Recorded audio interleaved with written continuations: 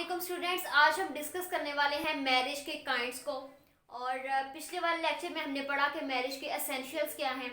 ये भी एक सेपरेट क्वेश्चन आता है। उसके बाद आज हम डिस्कस करेंगे कि मैरिज के काइंड्स क्या हैं। ये एक आल्सो सेपरेट क्वेश्चन है कि मैरिज के काइंड्स बताएं। तो मैरिज के बारे में हम पढ़ चुके हैं कि मैरिज एक सिविल कॉन्ट्रैक्ट भी है और मैरिज एक रिलीजियस कॉन्ट्रैक्ट भी है। ठीक है, इसमें आपको डेरो जजमेंट्स मिल जाएंगी। कोई जजमेंट ये कहेगी कि मैरिज टोटली सिविल कॉन्ट्रैक्ट है, कोई जजमेंट ये कहेगी कि मैरिज टोटली रिलीजियस कॉन्ट्रैक्ट है। लेकिन हमने ये कंक्लूड किया कि ये दोनों की बीच में वाली चीज़ है। कुछ चीज़ें इसमें सिविल के तौर पर आती हैं, कुछ चीज़ें इसमें रिलीजियस तौर पर आती हैं। आज हमने चूंकि डिस्कस करना है मैरिज की काइंड्स के बारे में, तो सबसे पहले हमने ये देखा कि मैरिज की 3 काइंड्स हैं। The very first kind is known as valid marriage. ठीक है, सेकेंड काइंड है हमारे पास वॉइड मैरिज, और थर्ड काइंड है हमारे पास इर्रेगुलर मैरिज।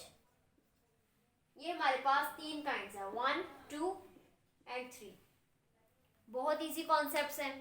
वैलिड मैरिज जैसे कि हमने पढ़ा था वैलिड कॉन्ट्रैक्ट, और वैलिड कॉन्ट्रैक्ट में हमने पढ़ा कि वो कॉन्ट्रैक्ट जो कि तमाम एसेंशियल्स को पूरा करता है उसको हम कहते हैं वैलिड कॉन्ट्रैक्ट। यानी कि जिसमें लॉफुल कंसिडरेशन हो, लॉफुल ऑब्जेक्ट हो, पार्टीज कॉम्पिटेंट हो, उसके बाद आपकी फ्री कॉन्सेंट हो, उसके बाद लॉ उस कॉन्ट्रैक्ट को वॉइड डिक्लेयर ना किया गया हो, इलीगैलिटी उसमें कोई ना हो, तो हम उसे कहते हैं कि ये वैलिड कॉन्ट्रैक्ट है। बिल्कुल इसी तरह इसमें भी हम देखेंगे कि मैरिज के हम जो एसेंशियल्स पिछली वीडियो में पढ़ कर आए हैं, जिसमें हमने पढ़ा प्यूबर्टी होनी चाहिए, पार्टीज की कॉम्पिटेंसी होनी चाहिए, उनकी फ्री कॉन्सेंट होनी चाहिए, इजाबो कबूल ऑफर एक्सेप्टेंस होना चाहिए। उसके बाद हमने पढ़ा ओरल भी हो सकता है, रजिस्ट्रेशन होनी चाहिए। उसके बाद फिर आपकी एट द सेम सिटिंग होना चाहिए, अनएम्बिगुअस टर्म्स होनी चाहिए। उन सब को जो कॉन्ट्रैक्ट मैरिज का फुलफिल करेगा, वो तमाम एसेंशियल्स को पूरा करेगा, हम कहेंगे कि वो मैरिज वैलिड मैरिज है। ठीक है, इसी तरह हम सेकंड पैटर्न डिटेल में हम पढ़ते हैं। अभी सेकंड मैरिज है हमारे पास वॉइड मैरिज। जिस तरह से हमने पढ़ा वॉइड कॉन्ट्रैक्ट, यानी कि वो कॉन्ट्रैक्ट जो सिरे से ही कालअदम है, सिरे से ही नल एंड वॉइड है, सिरे से ही इलीगल है, उसको हम कहते हैं वॉइड कॉन्ट्रैक्ट। यानी कि जिसने कोई इम्पॉसिबल चीज पर अगर कॉन्ट्रैक्ट किया गया है, फॉर एग्जाम्पल लड़का लड़की से कहता है मैं तुम्हें ताले तोड़कर ला दूंगा, तो ये इम्पॉसिबल है। या कोई ऐसी इम्पॉसिबल चीज, किसी भी किस्म की इम्पॉसिबल कंडीशन पे कोई काम किया गया, कोई कॉन्ट्रैक्ट किया गया है, हम उसे कहते हैं ये वॉइड कॉन्ट्रैक्ट है। बिल्कुल उसी तरह जो शादी का कॉन्ट्रैक्ट इलीगैलिटी से मुराद वो है जो अन इस्लामिक है, जिसमें अन इस्लामिक टर्म्स लिखी गई हैं, जिनमें अन इस्लामिक एस्पेक्ट्स हैं, अन इस्लामिक एरिया कवर किया गया है, उसको हम कहेंगे कि ऐसी शादी वॉइड है, यानी कि ऐसी शादी हराम है। उसके बाद थर्ड काइंड हमारे पास आती है इर्रेगुलर। ठीक है, irregular to some extent is related with the voidable contract. यानी कि वॉइडेबल कॉन्ट्रैक्ट हमने पढ़ा था जो डिपेंडिंग अपॉन द पार्टीज होता है।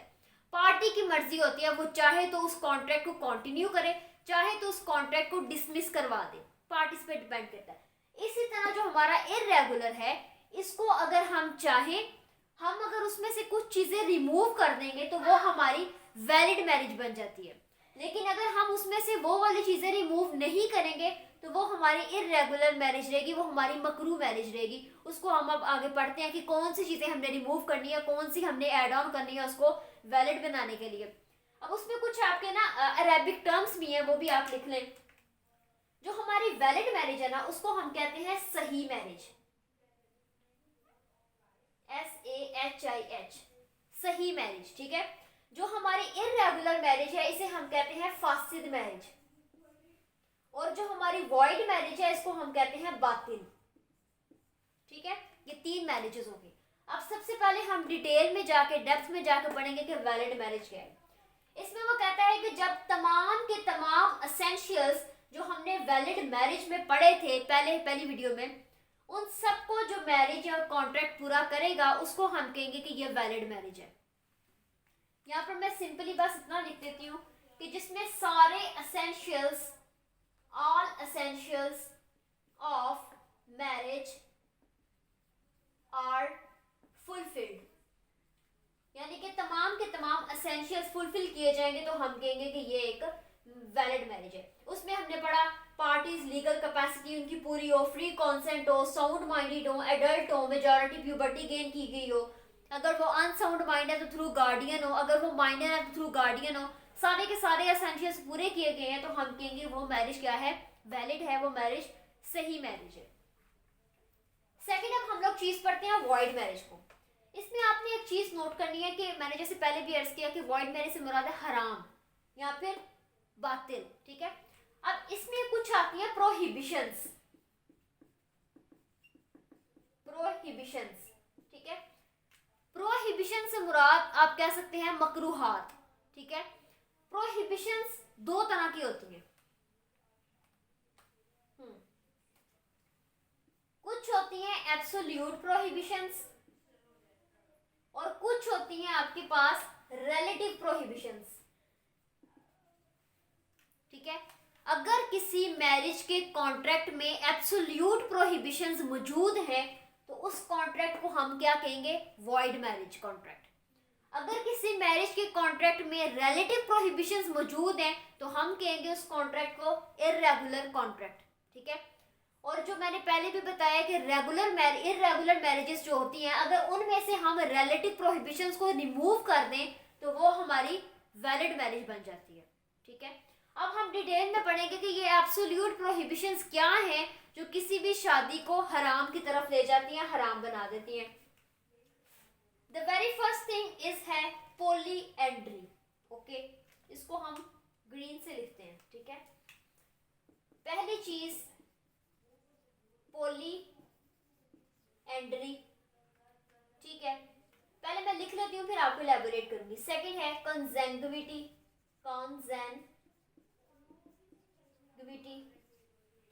थर्ड है आपके पास, मैंने इस पे असाइनमेंट, अफिनिटी।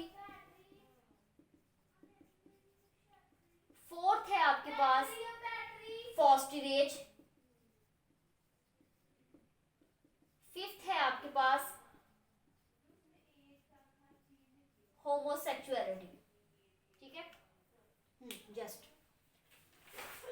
ये कुछ एब्सोल्यूट प्रोहिबिशंस हैं। अगर किसी मैरिज में, किसी शादी में ये तमाम पहलू मौजूद हैं तो वो शादी हराम है। इन सबको हम क्या कहते हैं, एब्सोल्यूट प्रोहिबिशंस। उसमें आपकी पॉलीएंड्री है, कंजेंग्विटी है, अफिनिटी है, फॉस्टिरेज है, होमोसेक्सुअलिटी है। अगर किसी मैरिज के कॉन्ट्रैक्ट में एब्सोल्यूट प्रोहिबिशंस मौजूद हैं तो वो मैरिज कभी भी सही नहीं हो सकती, वो मैरिज क्या है, हराम है, वो मैरिज वॉइड है, वो मैरिज बातिल है। अब हम इनको स्टडी करेंगे। भाई पॉलीएंड्री से क्या मुराद है, पॉलीएंड्री से मुराद ये किसी एक खातून का एट अ टाइम दो मर्दों से निकाह करना हराम है, पॉलीएंड्री कहलाता है। क्या कहलाता है, women two marriages same time, ठीक है।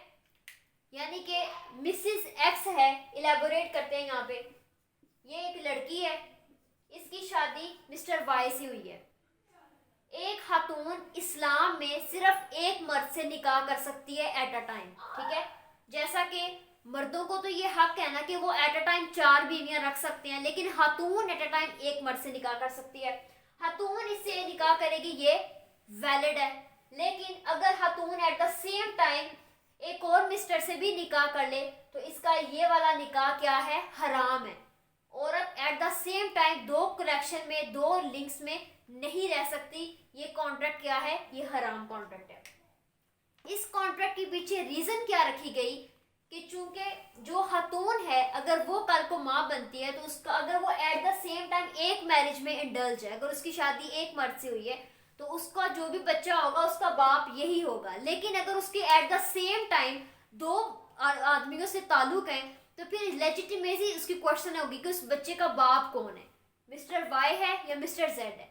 तो उस बच्चे के राइट्स को प्रोटेक्ट करने के लिए इस्लाम ने हराम कर दी ये चीज कि एक खातून एट द सेम टाइम सिर्फ एक मर्द से निकाह कर सकती है। इसके पीछे लॉजिक ये था। सेकंड हमारे पास चीज आती है कॉन्जेंग्विटी।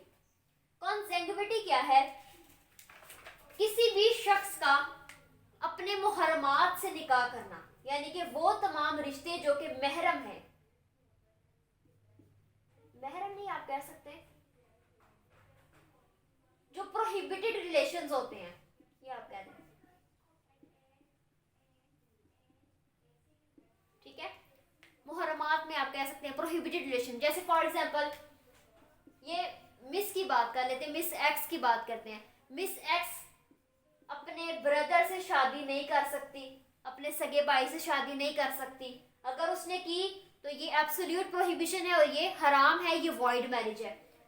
लड़की अपने फादर से मैरिज नहीं कर सकती, लड़की अपने बेटे से मैरिज नहीं कर सकती, इसको आप सन कह सकते हैं, ठीक है। इसी तरह वो अपने भांजों से, अपने भतीजों से शादी नहीं कर सकती। अगर वो करेगी तो वो क्या है, कंसेंग्विटी में फॉल करेगा और वो हराम मैरिज है। ये सिर्फ लड़की पर ही प्रोहिबिशन नहीं है बल्कि ये लड़कों पर भी है। लड़का अपनी माँ, बहन, बेटी, भतीजे, भांजियों से शादी नहीं कर सकता। अगर वो करेगा तो वो कंसेंग्विटी में आएगा और consanguinity is an essential of void marriage, तो उसकी वो जो शादी है वो हराम हो जाएगी। उसके बाद थर्ड हमने कैटेगरी पढ़ी अफिनिटी की। अफिनिटी से मुराद क्या है, ऐसा कनेक्शन या ऐसा रिलेशन जो कि किसी लिंक की वजह से वजूद में आए। मैं आपको एग्जांपल के थ्रू समझाती हूँ, फिर आपको समझ आएगा। एक मिस्टर एक्स है और एक मिस्टर वाई है, ये दोनों फीमेल्स हैं। जो मिसेस एक्स है इसकी एज है 30 इयर्स, जो वाई उसकी मदर है उसकी एज है 50 इयर्स। ये भी फीमेल है, ये भी फीमेल है। इसकी उम्र 30 साल है, इसकी अम्मा की उम्र, मदर की उम्र कितनी है, 50 साल। इधर एक लड़का है जेड, उसकी उम्र है 40 साल, कोई दूर का आदमी है, ठीक है। अब वो चाहता है कि मैं एक्स से शादी करूं। अगर वो एक्स से शादी करेगा उसके लिए एक्स की जो माँ है वाई वो हराम हो जाएगी। अगर वो एट द सेम टाइम इससे भी और इससे भी शादी करता है तो वो हराम रिलेशन कमिट करता है। इसी तरह अगर जेड यहाँ पर नहीं आता, वो कहता है कि मैंने वाई से शादी करनी है, इट्स ओके, वैलिड है। लेकिन जैसे ही वो वाई से शादी कर लेते हैं तो उसके लिए इसके साथ कोई भी लिंक रखना, कोई भी रिलेशन रखना, ये शादी करना हराम हो जाएगा क्योंकि वो उसकी बेटी बन जाएगी। तो वो as the same time mother और बेटी से शादी नहीं कर सकता। ये देखिए, अब उसका जेड का रिलेशन इन दोनों के साथ पहले तो नहीं था, लेकिन जैसे ही उसने एक रिलेशन बनाया तो लिंक के साथ उसका जो दूसरा रिलेशन बनेगा, अगर वो दोनों के साथ शादी करेगा तो वो मुहर्रमात में, वो हराम में आ जाएगा, उसका जो कॉन्ट्रैक्ट है वो वॉइड हो जाएगा। ये होता है आपका अफिनिटी की वजह से रिलेशन में आना। उसके बाद अगली चीज है फॉस्टिरेज।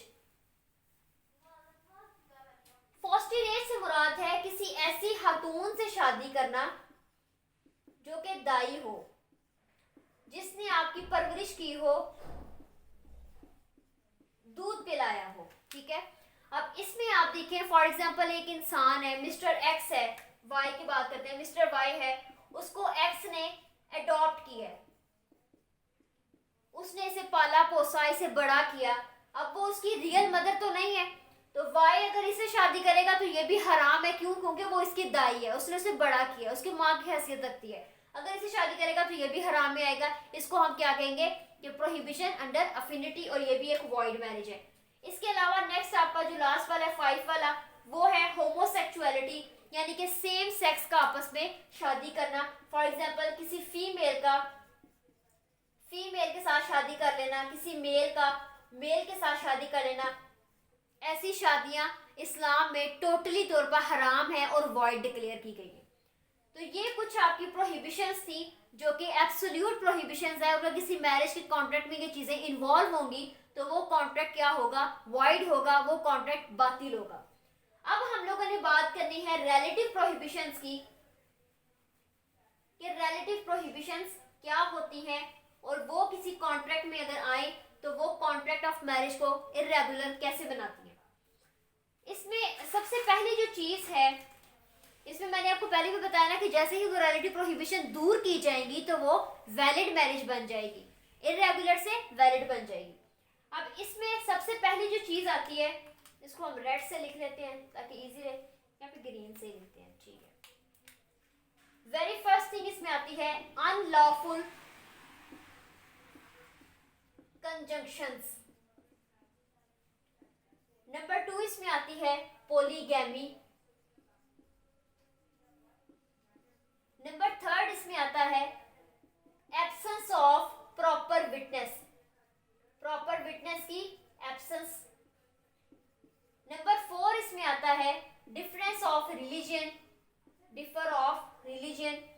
और नंबर 5 आता है मैरिज ड्यूरिंग इद्दत। ये आपकी कुछ 5 प्रोहिबिशंस हैं जिन्हें हम क्या कहते हैं, रिलेटिव प्रोहिबिशंस। अगर किसी मैरिज के कॉन्ट्रैक्ट में इनको रिमूव कर दिया जाएगा तो ये वैलिड मैरिज बन जाएगी। अब इसमें सबसे पहली चीज है अनलॉफुल कंजंक्शंस। ठीक है, अनलॉफुल कंजंक्शंस क्या है? अगर कोई एक लड़का एट द सेम टाइम 2 सगी बहनों से शादी कर लेगा तो वो इर्रेगुलर मैरिज है। ठीक है, अनटिल एंड अनलेस कि वो एक बहन को तलाक दे दे और दूसरे से शादी कर ले तो ये उसकी मैरिज फिर वैलिड हो जाएगी। यानी कि पहले उसने at the same time x से भी शादी की और वाई से भी की है, जो कि दोनों सगी बहनें हैं, तो ये मैरिज उसकी इर्रेगुलर है। लेकिन जैसे ही उसने वाई को तलाक दी या वाई को कत्ल कर दिया, वाई को मार दिया, वाई की डेथ हो गई, तो फिर उसकी मैरिज एक बहन से है तो ये उसकी मैरिज वैलिड है, क्योंकि प्रोहिबिशन अनलॉफुल कंजंक्शन वाली दूर हो गई है। उसके बाद सेकंड चीज हमारे पास आती है पॉलीगैमी। पॉलीगैमी क्या है? अगर कोई इंसान, कोई मर्द है और वो 5 शादियां एट द सेम टाइम करता है तो इसकी 5 शादियां भी हमारी क्या आती हैं, इर्रेगुलर मैरिज में फॉल करती हैं, अनटिल एंड अनलेस कोई एक को वो तलाक दे दे या कोई एक जो है वो मर जाए, तो फिर बाकी की 4 उसकी एट द सेम टाइम 4 होनी चाहिए। अगर 4 से एक्सीड करेंगी तो वो रिलेटिव प्रोहिबिशन में आ जाएंगी, यानी कि पॉलीगैमी में आ जाएंगे, वो शादी को इर्रेगुलर बना देंगी। अगर वो चाहे तो एक को तलाक देकर उसको वैलिड मैरिज में कन्वर्ट कर दे। थर्ड आता है एब्सेंस ऑफ प्रॉपर विटनेस। अगर किसी मैरिज के कॉन्ट्रैक्ट में विटनेसेस नहीं है तो शिया लॉ तो वैसे भी हमें कहता है विटनेस नहीं होने चाहिए, लेकिन सुन्नी लॉ के मुताबिक अगर विटनेस नहीं है तो वो शादी क्या है, इर्रेगुलर। अनटिल एंड अनलेस कि वो दोबारा निकाह करें और दोबारा विटनेसेस को लेकर आए तो वो शादी क्या बन जाएगी, वैलिड। उसके बाद आता है difference of religion. For example, अगर एक खातून है उसका मुसलमान होना जरूरी है, अगर वो किसी मर्द से निकाह करती है जो कि हिंदू है या ईसाई है तो ऐसी मैरिज क्या है, इर्रेगुलर है। अनटिल एंड अनलेस कि वो मर्द जो है वो इस्लाम कबूल कर ले, वो मुसलमान हो जाए तो मैरिज वैलिड हो जाएगी। इसी तरह अगर कोई मर्द किसी ऐसी खातून से शादी करता है जो कि हिंदू है तो वो इर्रेगुलर मैरिज है, यहाँ तक कि जब वो इस्लाम कबूल कर ले, इस्लाम में आ जाए तो मैरिज क्या हो जाएगी, वैलिड हो जाएगी। उसके बाद आता है मैरिज ड्यूरिंग इद्दत। अगर कोई शख्स किसी ऐसी खातून से शादी करता है जो कि भी इद्दत में है, इद्दत का पीरियड हमने पढ़ा, अगर तलाक हुई है तो 3 माह, अगर हस्बैंड की डेथ हो गई है तो 4 माह और 10 दिन। इस दौरान में अगर कोई शादी करता है लड़का तो वो शादी भी क्या है, इर्रेगुलर, क्योंकि उसने पहले इद्दत का पीरियड गुजारना है, उसके बाद शादी की जाएगी तो फिर वो वैलिड है, अनटिल एंड अनलेस वो इर्रेगुलर है। तो ये आपकी कुछ काइंड्स थी। नेक्स्ट वीडियो में हम अब डिस्कस करेंगे कि इन शादियों के वैलिड के, वॉइड के, इर्रेगुलर के इफेक्ट्स क्या होते हैं। अगर किसी ने वैलिड मैरिज किया तो लॉ उसको क्या रेमेडी देता है, लॉ उसको क्या बेनिफिट्स देता है, क्या राइट्स देता है। अगर किसी ने हराम शादी किया तो उसके ऊपर क्या, उसके ऊपर बर्डन आएगा, कानून उसे क्या देगा, क्या उसे इनहेरिटेंस में हिस्सा मिलेगा, क्या उसके बच्चों को राइट्स मिलेगा, क्या उसके बच्चों को जायदाद मिलेगी, क्या जो खातून है जो हराम शादी में बेवा हुई है या तलाक उसकी हुई है, क्या उसको हक महर की अमाउंट दी जाएगी, क्या उसको इद्दत के दौरान जो मेंटेनेंस होती है नानो नफका वो उसको मिलेगा। अगर इर्रेगुलर मैरिज है तो फिर क्या राइट्स हैं, इन इफेक्ट्स को हम अगली वीडियो में डिस्कस करेंगे। तो ये हमारी काइंड्स थी, वैलिड, सही, वॉइड, बातिल और फासिद यानी कि इर्रेगुलर, और ये कुछ प्रोहिबिशंस थी। अगर किसी चीज़ की आपको समझ ना आई हो तो आप कमेंट सेक्शन में पूछें, आई विल ट्राई कि मैं आपको टाइमली आंसर करूं।